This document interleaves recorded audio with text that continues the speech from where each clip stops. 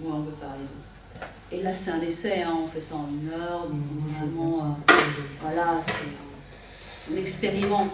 Je lance presque un mot, il va peut-être revenir tout à l'heure. Est-ce que je peux prendre ton prénom? Lydie, L-I-D-E.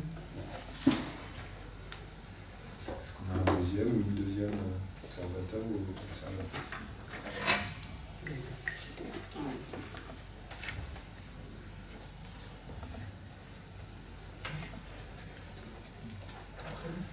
Najat, pardon. Comme je la connais, oui. Najat. 1 mètre du temps, ça? Moi. Waouh. Et c'est parfait. Votre prénom? Patricia. Patricia. Présente séance.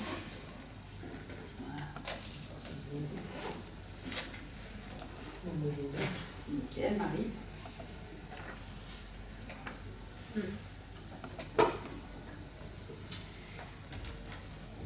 Et synthétiseur. Super. Les deux, très bien. Très bien. T'en veux 1 ou 2? C'est les deux. Allez, Leïla et Elodie.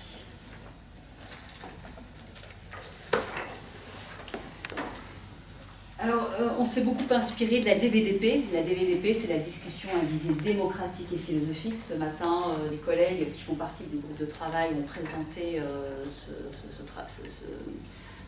dispositif. Donc la DVDP, c'est utiliser un cercle de discussion pour amener une question, la faire un petit peu monter en problème pour qu'elle devienne problématique, et ensuite tenter d'y répondre ensemble. Dans un cadre démocratique, c'est la raison pour laquelle nous avons les rôles. Et ce dispositif est utilisé dans beaucoup d'établissements, sur l'Académie de Créteil et ailleurs. Voilà. Donc nous, on va le faire un peu plus light, et puis normalement on a un peu plus de temps. Donc dans un premier temps, ce qu'on va faire, c'est qu'on va essayer de définir les termes. Donc là aussi, on lève la main, on dit pour nous innover c'est ou ce n'est pas. Donc dans la question, hein, là, donc c'est l'innovation. C'est innover, est-ce faire du nouveau, et sur quel temps? Non, pas sur quel temps? C'est seul ou à plusieurs. Seul ou à plusieurs. Donc là, on a, dans un premier temps, on a la question de, il va falloir qu'on s'attelle à ce que c'est, ce mot d'innover. Innover, innovation. Puis, seul ou à plusieurs. Alors peut-être qu'on pourrait même dire et à plusieurs.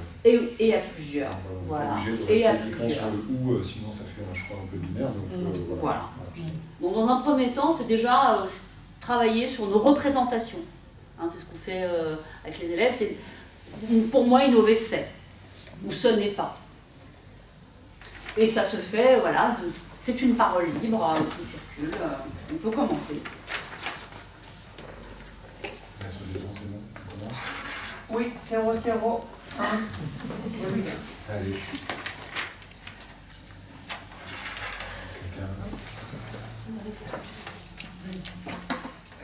Karine, et comme ça j'ai envie de donner une première réponse intuitive. Je dirais que c'est pas forcément nouveau, innover pour moi, c'est avant tout réfléchir à ce que je fais, et peut-être du coup le faire ensuite autrement, avec un temps, avec une autre manière d'entrer, et l'idée de prendre un peu de distance et de réfléchir, pas forcément de nouveau.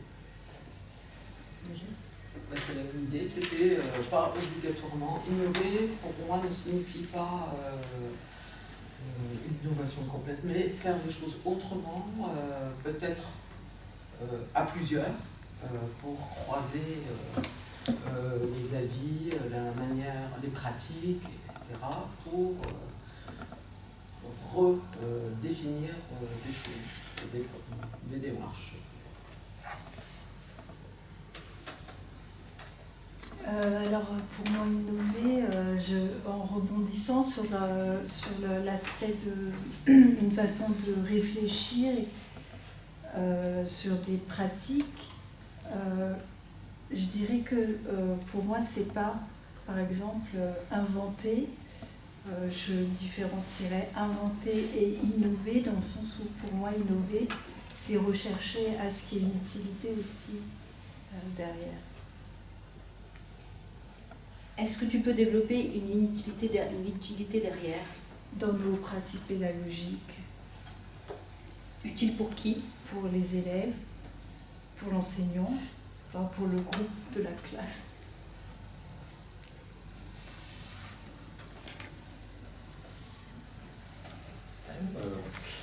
Pour moi, innover, ça évoque une notion de changement, mais changement positif. On va aller chercher quelque chose de mieux, justement. Se remettre en question, peut-être, pour améliorer ses pratiques ou travailler en collaboration, justement, pour avoir une nouvelle vision des choses. Et ne pas se fermer sur un seul et même point de vue ou une seule et même décision, et essayer, justement, de vouloir aller plus loin et d'aller d'étendre, en fait, sa vision des choses. C'est quoi aller plus loin? Se poser d'autres questions. Se poser d'autres questions et rechercher peut-être d'autres besoins.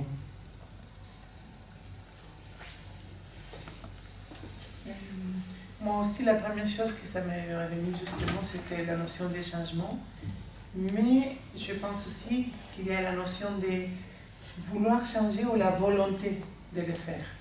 Parce que peut-être en fonction des besoins, on sait parfois qu'il faut changer pour s'améliorer.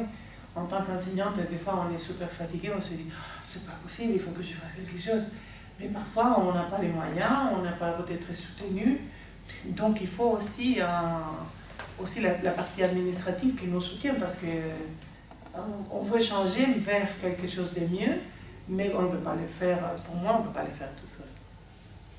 Quand tu dis on veut changer, le on veut, donc ça part d'un moi-je, comme tu parlais tout à l'heure de besoin, donc ça parle de quelque chose qui vient de l'intérieur. Donc on reprendrait presque l'étymologie du mot in. In, ça veut dire inter. Donc ça vient de l'intérieur pour ensuite aller de l'extérieur. Pour moi, oui. Donc ça vient C'est un besoin intérieur qu'on ressent parce qu'on a fait une analyse du terrain qui nous permet, et ensuite ce besoin on l'exprime parce qu'on a besoin d'aller vers les autres parce qu'on ne peut pas le porter tout seul, donc ensemble. Donc c'est un intérieur qui va vers l'extérieur. Tout à fait.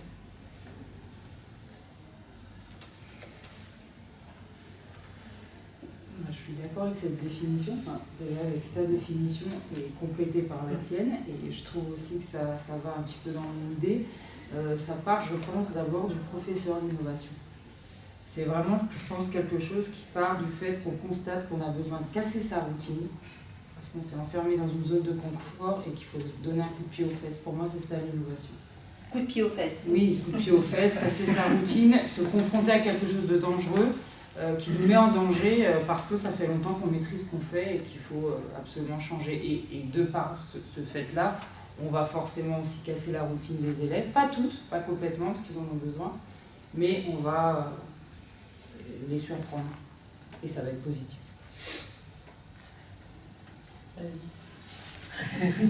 Alors, pour moi, ce n'est pas nécessairement, ça ne vient pas nécessairement des professeurs.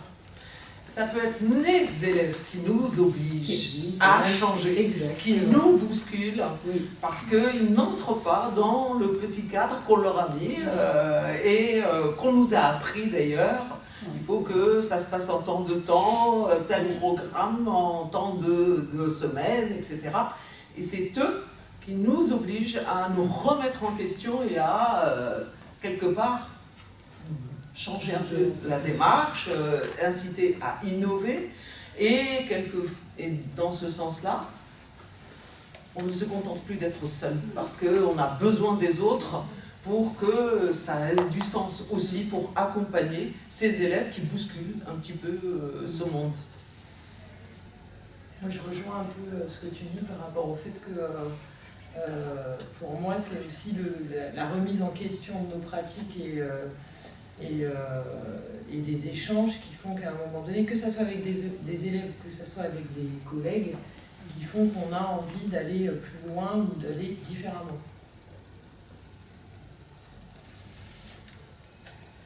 Je dirais que pour moi, il y a quand même l'impulsion d'une recherche de sens. Et donc, vous l'avez dit tous un peu, c'est réfléchir sur ce qu'on fait, se dégager des contraintes dans lesquelles on peut s'embourber, que ce soit les programmes, les demandes institutionnelles, et et essayer d'aller vers cette recherche de sens qui va rejoindre pour le coup les valeurs qu'on a, pourquoi on est là dans ce métier, notre rapport à notre public, et effectivement ça analyse la vie du terrain aussi.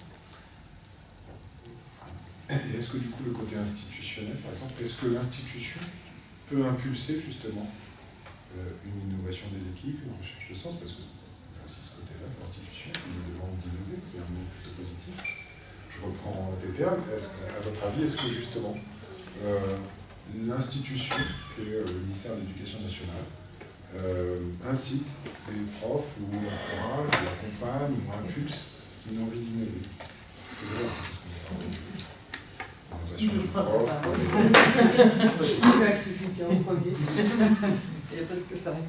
de souci. Il y a des moments où l'institution refuse l'innovation. À d'autres moments, elle va être à l'origine. Mais honnêtement, il y a des moments où on va à l'opposé de ce qu'attend l'institution. Je vois même un cours d'inspection qu'on nous montre et quand dans la pratique, ben non, ben ça c'est l'idéal sur un papier, peut-être la théorie, mais dans la pratique, on est obligé d'aller à l'encontre des impératifs de l'institution, même de la manière de procéder avec les élèves, etc. Quelquefois, on chamboule l'institution. Et l'institution suit à ce moment-là les gens qui sont sur le terrain. Et voilà, et d'autres moments où c'est l'inverse qui peut se produire. Mais en tous les cas, dans ma pratique, depuis quelques années, je vais très souvent à l'encontre de ce que veut l'institution. Un petit peu à la marge. Voilà, c'est un petit peu... On voit ce qu'on peut faire avec les élèves et avec le public qu'on a. Parce que l'institution travaille... Alors on a peut-être dans l'établissement où je suis un public un peu particulier, qui nécessite en effet de ne pas appliquer systématiquement, ou en tous les cas, d'aménager ce fameux programme, etc. Si on veut donner du sens à nos apprentissages et ce rapport aux élèves. Ben, je vais compléter ce qu'elle vient de dire la collègue. En fait, tout dépend du chef d'établissement et de la tendance. En fait, le fait que j'ai travaillé dans plusieurs lycées et collèges, j'ai constaté ça parce que quand on fait un projet, on essaye d'innover, par exemple, là on a créé un studio web radio, c'est-à-dire dans d'autres lycées où j'étais ou au collège, il y avait des proviseurs qui ne voulaient pas, et l'intendante non plus, elles ne voulaient pas, toujours pas de budget, ils ne veulent pas investir. Dans le lycée où je suis depuis 8 ans maintenant, donc c'est le proviseur qui nous a incités, d'où la création de studio web radio, et là c'est l'innovation, on fait beaucoup de projets avec le web radio. Moi je dirais c'est le proviseur qui donne l'accord ou pas, il incite après l'institution. Là où je suis d'accord avec toi, c'est qu'en effet, le tout seul, si on n'est pas suivi par les pilotes, il n'y a rien. Enfin, il n'y a rien. On est libre dans notre classe, mais on ne va pas beaucoup plus loin. Que si le chef d'établissement nous suit et fait partie de l'équipe, c'est là où il y a le collectif en fait. C'est qu'il n'y a pas que les profs d'un côté et les autres de l'autre, ou que l'équipe pédagogique, et il faut que tout le monde aille dans le même sens, sinon ça marche pas.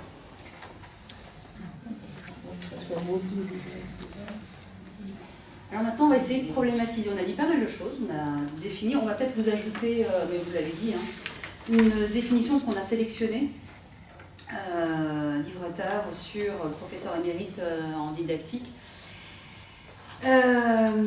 Et on l'a interrogé sur innover dans un colloque sur l'innovation. Innover, ce n'est pas forcément révolutionner le fonctionnement de la classe, mais essayer de le modifier en tentant des pratiques différentes de celles faites jusque-là. L'innovation tient en partie au ressenti, au sentiment des équipes, donc le terme des équipes, de tenter quelque chose de nouveau. Et vous avez dit tout à l'heure, le nouveau, là aussi, c'est à relativiser, on va relativiser. Alors on va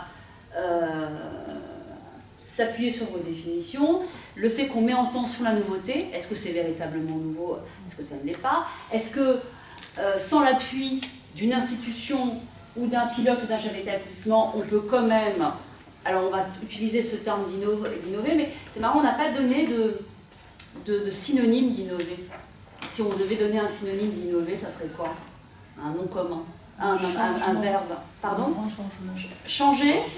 Ouais, changer. Améliorer. Alors, changer, améliorer. On va les noter. Changer, améliorer. Et moi, je dirais impulser aussi. Impulser. Ouais. Repenser. Repenser. Questionner. Alors maintenant, on va se mettre. Donc là, vous avez vu, hein, on a défini. On a la question, maintenant on va essayer de problématiser. Donc c'est-à-dire qu'on va essayer de trouver un problème pour pouvoir tenter d'y réfléchir, pas d'y répondre, mais tenter d'y réfléchir. Vous avez parlé de l'institution, actuellement on a une injonction à innover. Justement, c'est un problème aussi, je trouve. Ah, j'entends que c'est un problème, donc ça tombe bien, on va passer du coup la question au problème, on va peut-être passer à la problématique, donc c'est peut-être un problème. Donc cette injonction à l'innovation, innover c'est génial, innover mais c'est voilà, c'est top. Sachant que l'innovation, le terme d'innovation nous vient du privé. C'est du monde du privé. Je pense que on le sait tous. Donc quelle serait la problématique qu'on pourrait créer ensemble?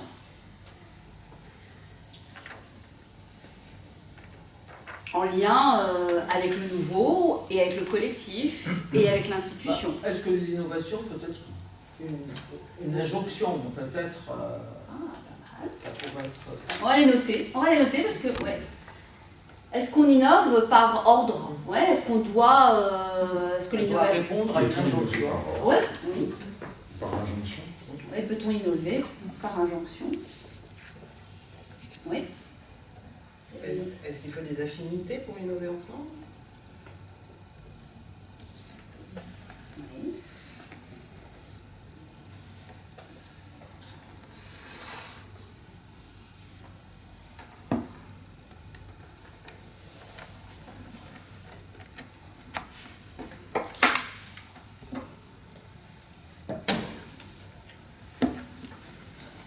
Je me suis posé comme question, suite à ces injonctions, du gouvernement, de toutes les instances de l'éducation nationale, de notre nouvelle principale, je me suis dit, innover, d'accord, mais dans quel but?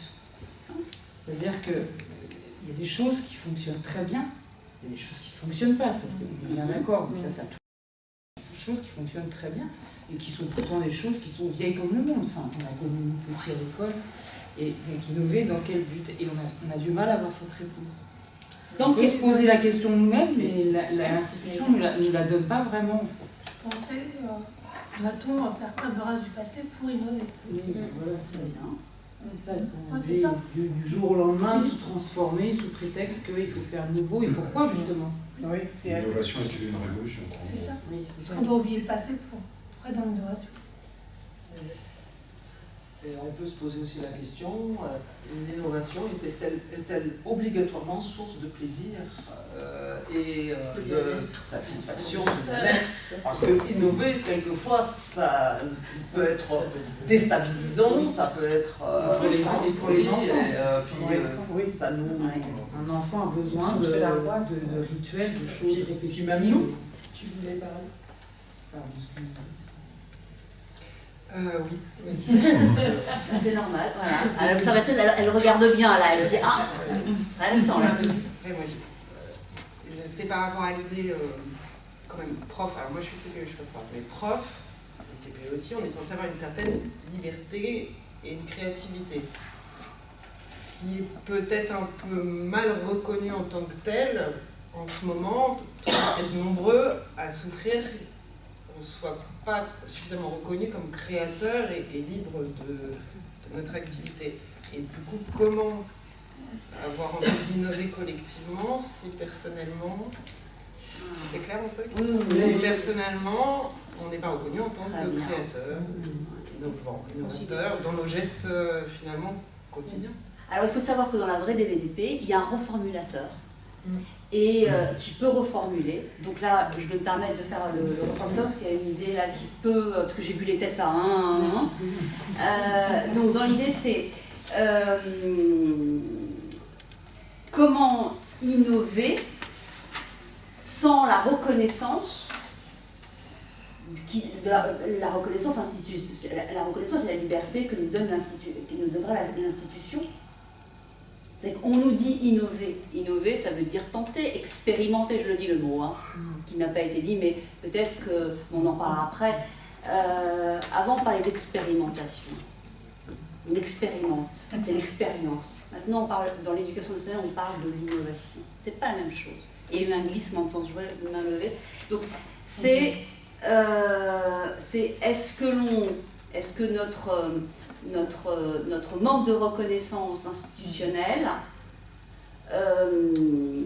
donc notre statut actuel, est en adéquation avec cette atmosphère actuelle qui nous... Est-ce que ça nous encourage? Voilà, est-ce que ça nous encourage à innover? Et est-ce que c'est pas paradoxal? Les conditions de travail sont de plus en plus difficiles et on nous demande d'innover, d'inventer, de créer. Alors, je voulais justement revenir sur réinventer ou la nouveauté, parce qu'on parle de l'innovation là maintenant, mais tous les exemples que nous avons vus ce matin, cet après-midi, ce sont des exemples qui ne sont pas des nouveautés en fait. Les conseils d'élèves, comme celui-là, démocratique, le plan de travail, tout ça, ce sont des choses qui existent depuis 100 ans, au moins. Et là, on revient avec ce genre de choses qui sont, on va dire, innovantes, mais qui existent depuis fort longtemps. C'est juste une remarque. Oui, moi justement, c'était le questionnement que j'avais sur la durée de l'innovation. Quand est-ce qu'une innovation devient du coup une pratique qui se diffuse? Parce que justement, je pensais aux pratiques coopératives, ça fait 100 ans que ça existe, et on est toujours au stade de l'innovation. Et comment est-ce qu'on fait pour passer de l'innovation à la pratique qui est la plus partagée en fait? Comment ça se fait qu'on reste à ce stade d'innovation pour un truc qui n'est pas une innovation? Juste pour dire ce que je dis, à l'époque, donc il y a 100 ans, ce n'était pas dans les programmes. Et maintenant, c'est quasiment dans les programmes. Oui, mais il n'empêche que dans le message clair.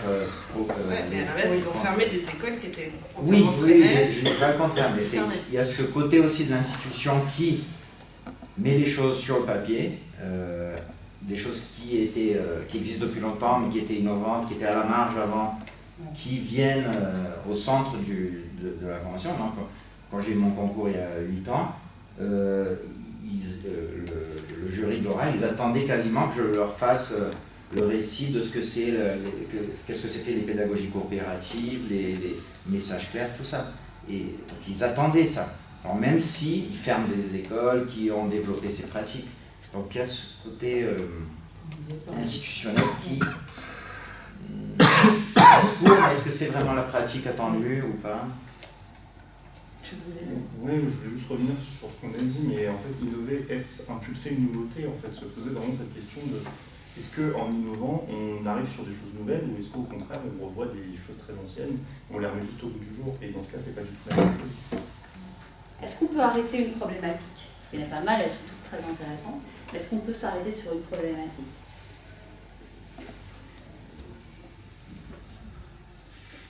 Est-ce qu'on les redit? On peut en dire quelques-unes. Ouais, peut-être pas toutes notées, mais en quoi on avait démarré. l'innovation est un nouveau dispositif peut-être? En quoi l'innovation est un nouveau dispositif? Il y en avait une avec l'injonction qui était l'injonction. Oui, il y avait peut-on innover par l'injonction? Faut-il des affinités pour innover ensemble? Innover n'est donc adulte. L'innovation est-elle une révolution? J'ai vu ça. Innover, est-ce impulser une nouveauté?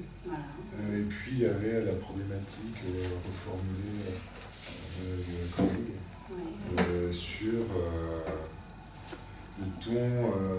est-on vraiment encouragé à innover dans l'état actuel de la pressurisation, j'extrapole un peu, mais de ce qu'on nous demande de faire et du peu de reconnaissance que nous avons. Alors, laquelle? Alors, peut-on innover par injonction? Qui est pour celle, peut-on innover par injonction? Moi, elle me plaît bien, celle-là. Je lève la main, on vote en Mais sinon, on peut faire un mix. Oui, exactement. Ah bah, C'est tout à fait ça. Mais on est obligé de choisir quelque chose et dans quel but? Excusez-moi. Donc on est passé d'une question, ensuite on a défini, et ensuite on a problématisé. Maintenant on va essayer de répondre à cette problématique. On va recentrer, resserrer la discussion. Voilà. C'est-à-dire que là on a quand même pas mal d'éléments, on a débroussaillé. Maintenant on va recentrer pour avoir quelques arguments et des exemples. Peut-on innover ensemble par injonction? Ah, c'est pas mal ça, oui, peut-on innover ensemble par injonction? Oui, ça c'est intéressant parce que ça veulent les directions. Eh oui. On travaille en équipe, on voilà. des équipes. Donc on y va, peut-on? Allez, innover ensemble par injonction.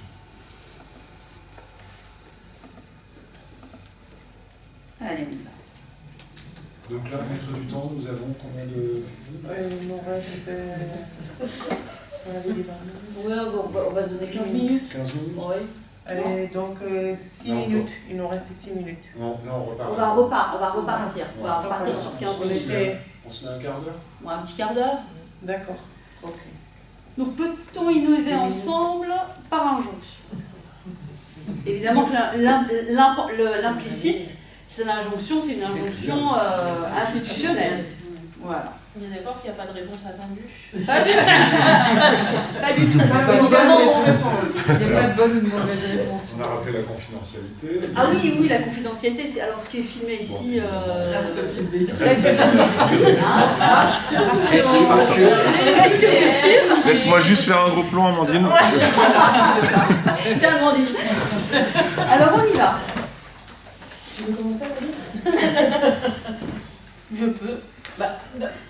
Moi, Attends, c'est lui qui commence. Je trouve que c'est compliqué, mais pour beaucoup de choses, en fait. Quand on donne une injonction à quelqu'un, on attend que les gens obéissent sans trop réfléchir, alors qu'en fait, nos pratiques, elles demandent réflexion. On n'est pas juste des petits soldats. Alors, en vrai, nous tous, on peut être en désaccord avec l'institution, mais comme nous représentons le service public, et nous sommes fonctionnaires, il y a des moments où même si on n'est pas d'accord, on applique, parce que ça paraît simple de dire, si on n'est pas d'accord, on part. Donc, pour moi, on fait avec. C'est-à-dire ce qu'on pense être une injonction, même ce qui nous déplaît, et à d'autres moments, et c'est là où on innove aussi par rapport à ces programmes, à cette manière qui passe, avec laquelle on n'est pas toujours tout à fait d'accord. Alors moi je vais te poser une question. Est-ce que la démarche d'innovation peut permettre de transgresser l'institution? Oui. Pourquoi? Parce que ça apporte une liberté. Cette innovation, quelque part, on s'accorde une liberté par rapport à des pratiques. Quand on devient, comme tu l'as dit tout à l'heure, l'innovation qui devient quelque part une pratique établie par l'institution, acceptée, encouragée, etc. L'innovation, quelque part, on joue avec cette... Comme on innove, on peut un petit peu expérimenter des choses qui ne sont pas encore acceptées par l'institution. Qu'est-ce que c'est l'expérimentation? L'expérimentation, c'est là où on tente de faire des choses qui, comme elles sont dans le champ expérimental, on met des libertés. Et puis échec. Voilà, exactement. Voilà. Incertitude, on tâtonne. Par contre, ce qui se voit souvent quand même, je ne sais pas vous, mais une fois qu'on a expérimenté, qu'on s'est planté, qu'on a eu du bon, l'institution récupère tout ça. Et 10 ans après, on les a dans les manuels, toutes les choses qui ont été proposées. C'est souvent récupéré, je trouve, par l'institution. Parce que finalement, ils se disent c'est expérimental, au début c'est pas terros, puis après c'est pas mal, et en fait c'est bien, et donc on l'institutionnalise après. Il y a des pratiques qui n'étaient que des expérimentations il y a quelques années qui sont devenues des choses courantes. Est-ce que c'est grave ou Non, c'est pas grave du tout. Non, parce qu'après ils nous demanderont. Après, je pense que l'innovation ou l'expérimentation, elle n'est pas la même quand on est enseignant ou quand on fait partie des personnels de vie scolaire. Parce qu'en fait, un enseignant, il ferme sa porte, il a une liberté pédagogique et en fait, les autres ne vont pas rentrer dans la salle pour voir comment ça se passe. Je pense que les personnels de vie scolaire, que ce soit les assistants d'éducation ou les CPE, sont à la vue de tout le monde et que l'injonction peut peser davantage sur nos pratiques à nous, en fait.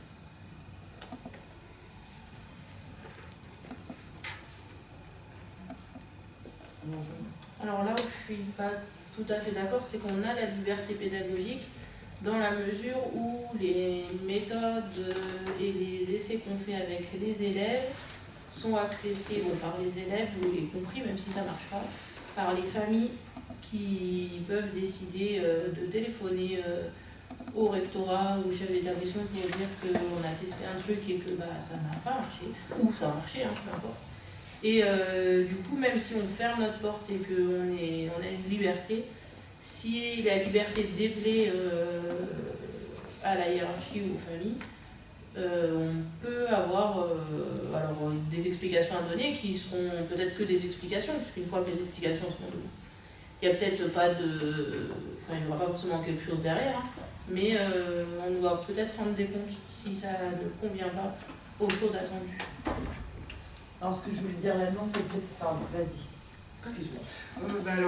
Moi, je n'allais pas enchaîner là-dessus. Je pense que la problématique du CPE est complexe, il y a l'éparpillement, plein de choses imposées. Je voulais peut-être revenir au sujet et me dire qu'il y a déjà ce mot injonction dans notre sujet. Injonction a quand même quelque chose d'un peu déplaisant. Enfin, c'est un ordre, tu l'as dit en premier. Et du coup, j'aurais envie de dire injonction, mais pour répondre oui, peut-on innover ensemble par injonction, déjà je dirais que l'injonction ne suffira pas. Il va falloir que l'institution mette autre chose que l'injonction.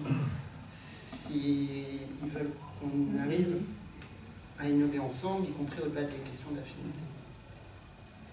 Je fais ça. Des temps de concertation, des moyens pour qu'on puisse avoir des heures pour se concerter. Et puis la méthode, parce que les mots sont importants, effectivement, innovation, c'est pas expérimentation. Dans innovation, il y a le management, il y a l'évaluation, il y a remplir des cases, la hiérarchie. Et puis moi je suis allée il y a longtemps. Au service de quoi en fait? Au service de quoi on innove? Et puis si on repart de la définition, tu disais autour du ressenti et des besoins, l'injonction c'est un peu, ça va sûrement braquer au départ. Et braquer qui? Celui qui reçoit l'injonction. Donc on revient sur le terme de collectif. Est-ce que faire collectif est quelque chose, on dit soyez une équipe. Parce que comme tu le disais, depuis le socle commun, avant le socle commun, il n'y avait pas l'idée d'équipe. Le terme de coopération est apparu très tardivement, c'est avec le socle commun. Est-ce que le faire équipe, donc le innover en équipe, c'est quelque chose qui se décrète? Le sourire. Est-ce que c'est quelque chose qui se décrète? Pas dans le système scolaire français. C'est quoi faire équipe? Alors c'est quoi faire équipe? Il y a des collègues qui n'ont pas pris la parole. Évidemment, ils sont en droit de ne pas prendre la parole. Mais évidemment, s'ils veulent prendre la parole sur le faire équipe, sur... Vas-y. Oui. Sur le faire équipe, je peux rebondir un peu dessus. Moi, je suis stagiaire en fait cette année, donc je découvre, je suis un bébé, mais je viens du monde de l'entreprise. Pour le coup, dans le monde de l'entreprise, travailler en équipe, collaborer, coopérer, c'est quelque chose de très habituel, qui fonctionne pas tout le temps. Il y a des entreprises où ça fonctionne pas du tout. Mais quand même, en règle générale, ça fonctionne. Et puis quand ça ne fonctionne pas, il y a tout un tas de systèmes, de séminaires, de choses qui sont mis en place pour le métier. C'est juste une observation. Donc, je comprends bien que à l'éducation nationale, tout le monde est un peu éparpillé un peu partout.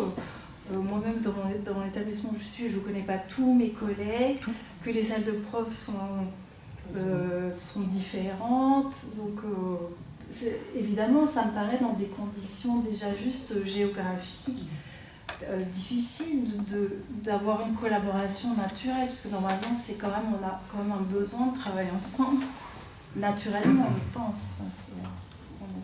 Ce que tu dis, ça me fait penser à nous par rapport à nos élèves. Par exemple, on a créé un séjour d'intégration où on essaye de créer, de faire ensemble, et finalement, on ne le fait pas pour les personnels. Ça ne se construit pas, en fait. On essaye de construire pour nos élèves, mais finalement, nous, on ne le met pas en place dans nos établissements pour les personnels, et le faire ensemble, c'est construire ensemble. Et on leur fait faire plein de choses. On les fait collaborer. Et nous, personne ne fait collaborer du tout. Alors, moi, dans mon établissement, on collabore, excuse-moi. J'ai déjà parlé beaucoup plus que toi. Nous, on collabore beaucoup dans notre établissement. C'est ce qui fait que c'est un établissement vraiment qui sent bien. Les stagiaires ont envie de rester. Parce qu'on fait beaucoup de projets ensemble. Mais il y aura quand même toujours des collègues qui sont réticents au fait de travailler, d'intégrer un projet, qui seront toujours à l'écart, qui ne veulent pas consacrer leur vie est ailleurs. Leur vie n'est pas au collège. Parce que faire des projets, ça demande aussi d'empiéter sur sa vie personnelle, sur son temps de travail, son temps aussi en classe, avec devant les élèves. Et il y a des collègues qui ne sont pas prêts à ça, ils ont juste envie de venir faire leur taf, repartir chez eux. Et ça peut s'entendre aussi. Ça peut complètement s'entendre. Et en ce moment, les directions, enfin nous en tout cas notre direction, nous impose de travailler avec des gens par exemple qui fonctionnent de cette manière-là. Et c'est pour ça que c'est difficile de s'entendre là-dessus. Parce que sinon on a envie de faire un projet et que l'autre nous dit ben non, moi j'ai un bébé, moi j'ai ma grand-mère qui est malade, moi j'ai ci, j'ai ça. L'injonction elle est difficile dans ces cas-là. Je pense qu'on est une grosse boutique et on ne peut pas faire adhérer tout le monde au problème. Juste pour rebondir sur cette histoire de travail en équipe, donc moi je travaille au collège, mais je suis d'origine, je suis un professeur des écoles, je travaille en SECPA, donc on a un statut qui est un peu différent des professeurs de collège, et les injonctions sont différentes également. Et dans nos injonctions, on est obligé de se réunir une fois par semaine ou à 2 fois par semaine, ça dépend de la semaine. Donc c'est une injonction et ça nous force à travailler en équipe, et c'est ce que je remarque du côté de mes collègues de collège qui n'ont pas ce genre d'injonction, ils n'ont pas ce temps imposé, ni ce temps, on va dire, rémunéré, hein. Si on veut le faire, il faut le faire en dehors de nos heures de service, et c'est... alors il y a plein de déséquilibres hein, entre le statut de PE et le statut de professeur de collège, pour le bien et pour le mal, des deux côtés, dans les deux sens. Mais nous, on a cette chance, on va dire, de devoir se réunir toutes les semaines. Et ça change la donne, on voit par rapport aux autres équipes, le travail est beaucoup plus fluide entre nous. Parce qu'on est, toutes les semaines, on a vraiment cette habitude de travailler ensemble sur des projets, sur des choses différentes. Et on va dire, on est plus ouvert que certains collègues qui sont habitués à être tout seuls dans leur coin. Ce temps que l'institution nous oblige à passer ensemble, il est très bénéfique. Là, toi, tu dis que l'injonction est une chance. Elle est à peu près rémunérée dans notre statut de PE spécialisé en collège. Elle est à peu près. Parce que avant, c'était explicitement rémunéré. Là, maintenant, ce n'est plus rémunéré, mais c'est intégré dans notre mission. Donc, l'idéal serait que le temps existe et que la rémunération existe. Pas que ce soit fait par bénévolat. Vous en faites plus, vous l'avez aussi. C'est pas une injonction, là, c'est une institutionnalisation du temps. Au contraire, c'est un temps, voilà, comme en plus, c'est un temps qui est reconnu, rémunéré, donc il n'y a pas besoin d'injonction puisqu'il fait partie de notre temps de travail. Donc c'est comme un cours d'AP ou de français, donc je suis sur une heure travaillée. Nous, c'est pas du Une heure blanche. On aurait plus, c'est pas institutionnalisé tant de concertation, c'est institutionnalisé tant pour pouvoir faire, et donc là il y a un wagon de plus. Donc chacun se met là où il veut se mettre dans les tirets. Je sais pas si non, mais des fois ça marche pas dans les établissements. Oui, il y a une critique de leur dépensée en REL+, comme étant inefficace, ça circule, ça. Et si on devait... pardon. Ah, pardon. Oui, peut-être juste revenir sur, parce que je vois que le temps avance, donc il reste 2 minutes. La problématique de base, c'était bien, peut-on innover ensemble sur injonction ou par injonction. Juste peut-être un pas de côté, peut-être sur un avancé, mais qui est tellement intégré pour nous qui travaillons avec eux toutes les semaines, c'est les élèves qu'on n'a pas abordés, et donc je repose cette problématique. Comment réussit-on à imposer nos projets novateurs, entre guillemets, à nos élèves? Par injonction? Par le fait de les impliquer? Voilà. Pour pas qu'on termine cet échange sans se mettre aussi à la place nous-mêmes en tant que profs. Oui, par rapport au final, je peux donner mon opinion aussi.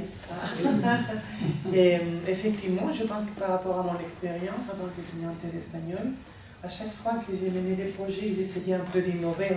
Je prends des risques, je ne suis pas tellement carré. Alors bien sûr, pour avoir des concours, j'ai dû être carré, mais après ma nature, c'est laisser l'élève s'exprimer, parce que déjà, s'il me fait des phrases en espagnol, moi je suis là au ciel. Mais j'ai vu que c'est très important de leur donner la possibilité de proposer. Et comme c'est eux qui proposent, c'est eux qui participent, c'est vraiment acteurs, mais à l'origine, c'est très bien. Et nous, on travaille plutôt de les guider, surtout, et mettre les cadres, les limites, etc.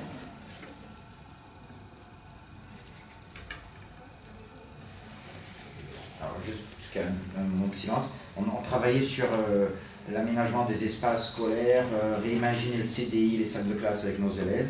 Et nous, on était débordants, on veut innover, on veut faire les tables en îlot, nanana. Et on a essayé de faire des questionnaires avec les élèves pour savoir un peu leur ressenti. Et on a été surpris parce qu'eux, ils voulaient tous les tables en aligné, classiques, traditionnelles, et genre, nous, on voulait leur proposer de gros changements. C'était juste pour terminer sur le stop des élèves. Eux, ils ne sont pas ouverts. Alors, on va ajouter quelques minutes, parce qu'on a... voilà. On peut déborder. On déborde. On déborde un peu. On peut déborder, vas-y, continue. Non, mais c'était juste pour relancer cette histoire. Alors, le côté des élèves, parfois, eux, ils ne sont pas très ouverts à des changements ou à des bouleversements, bousculements. Et comment nous, on les accompagne à ça?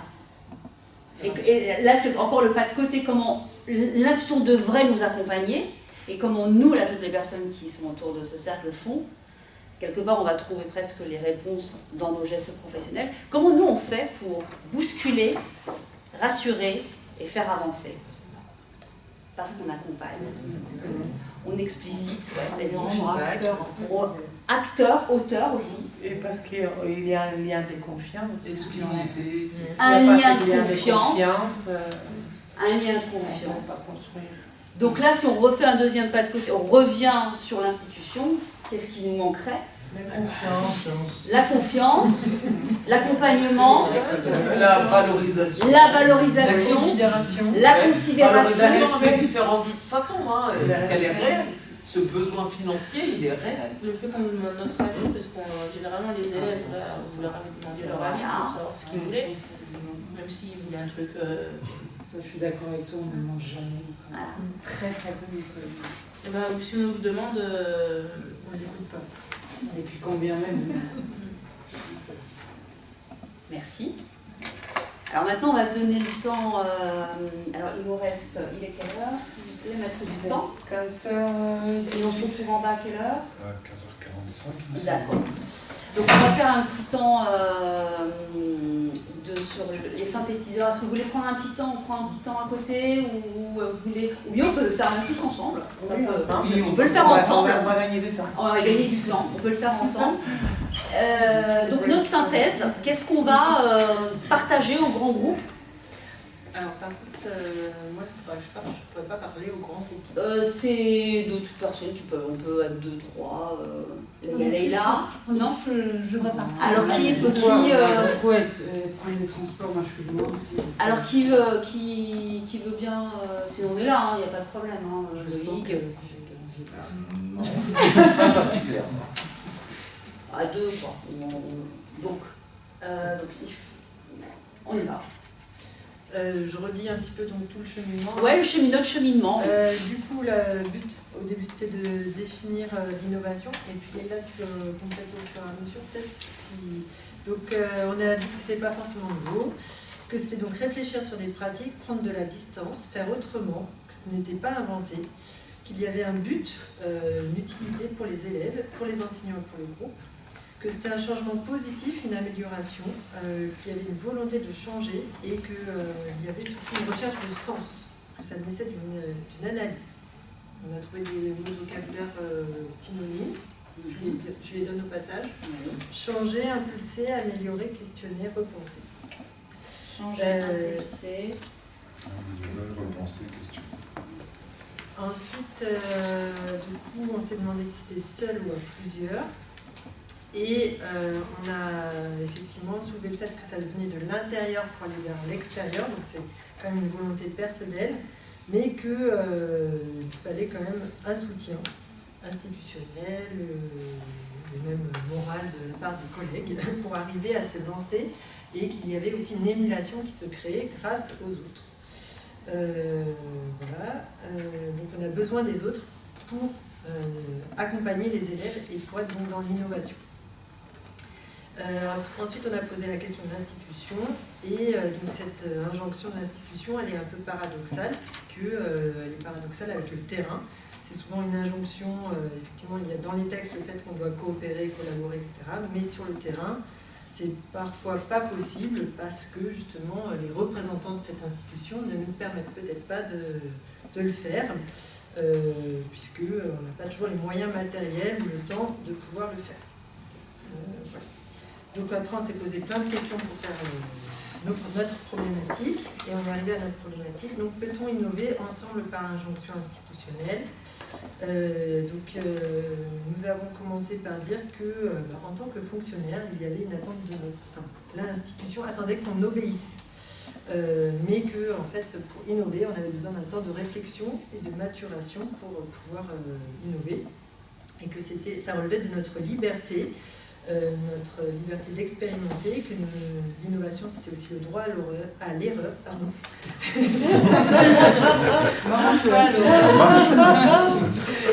Le droit au tâtonnement, et qu'il y avait quand même des limites à cette liberté, qu'il ne fallait pas non plus aller jusqu'à déplaire au rectorat ou aux familles, voilà. Donc il y avait quand même des limites à cette liberté. On s'est posé aussi la question des moyens. La question de qu'est-ce que c'est faire équipe, et donc on est bien tous arrivés en fait à l'idée que faire équipe c'est faire ensemble, c'est quand on construit ensemble qu'on devient une équipe, mais bien sûr pour faire ensemble et construire ensemble il nous faut du temps et il faut être accompagné.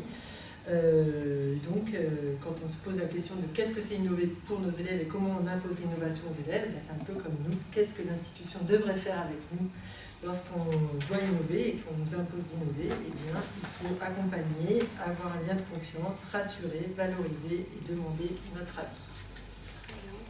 Ce que j'ai oublié. L'un des paradoxes justement dans l'innovation, c'est que souvent l'institution était contre l'innovation, mais que lorsque les expérimentations réussissent, alors elles sont récupérées par l'institution, et donc on peut s'interroger si elles sont encore des innovations. Voilà.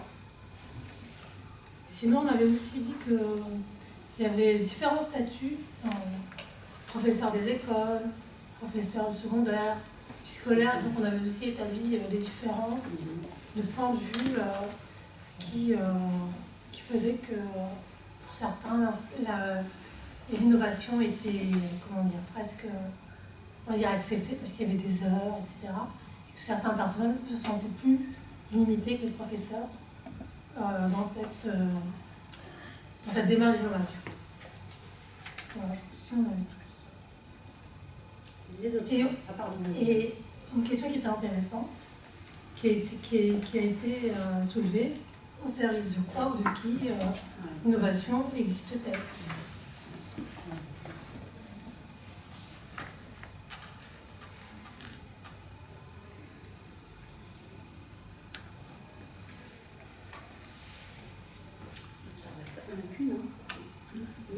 Il y a Najat aussi, hein. 2 observatrices. Non, je t'en prie, vas-y. Moi, ce que j'ai pu observer, alors c'est marrant parce que j'ai observé une salle de classe en fait. Je sais pas toi, avec les élèves qui parlent un peu plus que les autres parce qu'ils sont plus à l'aise, ceux qui essayent presque d'imposer leur opinion aussi, ceux qui écoutent beaucoup, ceux qui ne parlent absolument pas, des élèves qui n'ont pas du tout parlé, mais par contre qui ont beaucoup acquiescé. Donc je pense qu'elles n'ont pas parlé, mais elles s'y retrouvaient dans les idées de leurs camarades. Les élèves qui attendent un silence pour prendre la parole, parce qu'ils ne se sentent pas forcément légitimes pour la prendre, alors que sa parole vaut tout aussi bien que celle des autres. Les élèves qui n'ont pas encore assez d'expérience et donc qui pensent eux non plus que leur parole n'est pas légitime, alors que complètement, au contraire, c'est un point de vue, ton point de vue est très intéressant parce qu'on a un certain nombre de professeurs, je pense, à avoir déjà un peu d'expérience et on ne voit pas du tout les choses de la même façon que toi, donc c'était hyper intéressant que tu interviennes. Voilà, donc j'ai trouvé qu'on était une vraie... Mais en même temps, il y a une écoute respective et on s'est tous apporté, je pense, des idées... Enfin, on pouvait tous être très complémentaires et en fait, ce qui était intéressant, ce que j'ai observé, c'est que l'idée d'une personne faisait réfléchir toute la classe. En fait. Et donc ça, j'ai trouvé ça très intéressant. Donc c'est des élèves sérieux. Voilà. Ça fait bien collaborer. Moi, c'est franchement pour un groupe qui ne se connaissait pas, je trouvais que la parole a vraiment plutôt très bien circulé et que le fait et que cette construction de la pensée s'est faite tout doucement pour en arriver à découvrir une autre problématique à laquelle on n'avait absolument pas pensé au départ. Et c'est ça que je trouvais génial avec des personnes qui ne se connaissaient absolument pas il y a quelques minutes. Et là, on se dit, en effet, le groupe est véritablement essentiel pour, et on peut aller jusqu'à l'innovation, la réflexion, la nécessité de travailler ensemble. Ça ne peut qu'enrichir.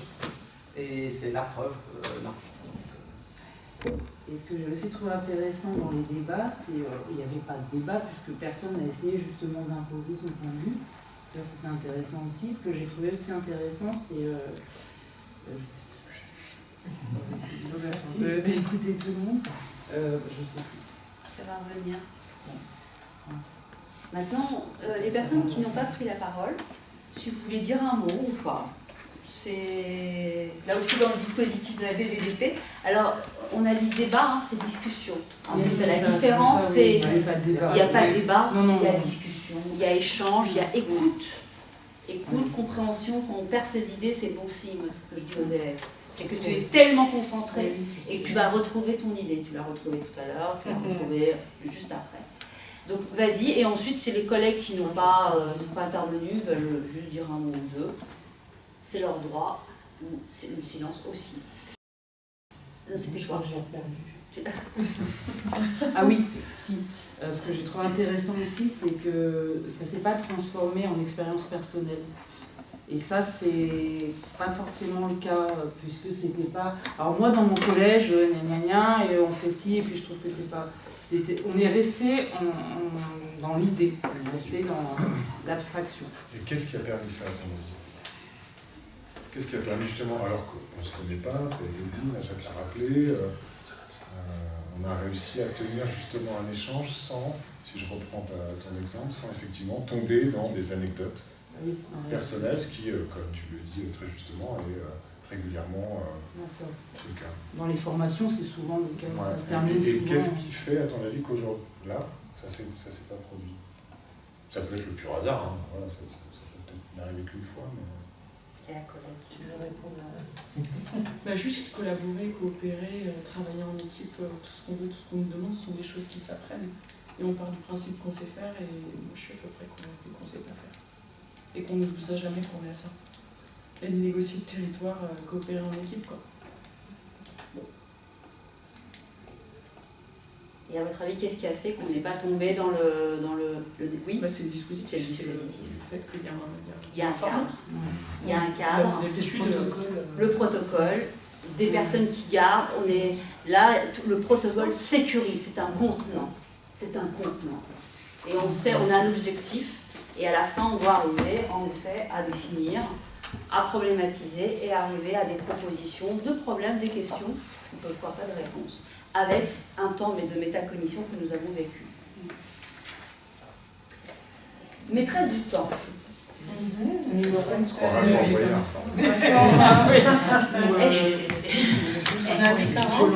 Oui, alors peut-être qu'on va... c'est très bien, on a dit. Peut-être que les collègues qui n'ont pas... alors je ne dis pas participer parce qu'elles ont pas, tout le monde participe, mais juste voilà, pris la parole, parce que ça peut nous nourrir nous aussi. Peut-être qu'on a été, comme tu le disais, trop... là on a...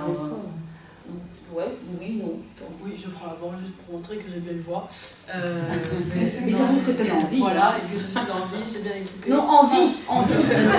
Les deux. Non, pas envie, tu es envie, là, oui, en effet, oui. Non, mais ce que je trouve, c'est que c'est justement très enrichissant de pouvoir écouter les différentes... même si on n'est pas rentré dans le détail et dans le « moi, j'ai vécu ça », mine de rien, c'est quand même des expériences différentes que l'on partage entre tous et qui finissent par nous nourrir nous aussi. Moi, jeune, et puis pareil, qui débute un peu dans le métier, ça permet aussi d'avoir d'autres points de vue au-delà de ce que nous on imagine ou ce que nous on est confrontés dans notre quotidien, se confronter à d'autres réalités. Bravo. Alors il nous reste 10 minutes, donc on va, nous, il va falloir que l'on remplisse un document, donc on va faire avec les... Voilà, tu le fais avec les filles, Loïc.